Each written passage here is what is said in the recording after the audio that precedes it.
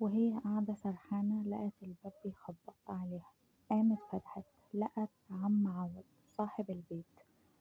عوض وهو متضايق: ازيك يا ياسمين؟ ياسمين بابتسامة حزينة: الحمد لله يا عم عوض، خير. عوض: بصراحة بصي بقى يا ستي ياسمين،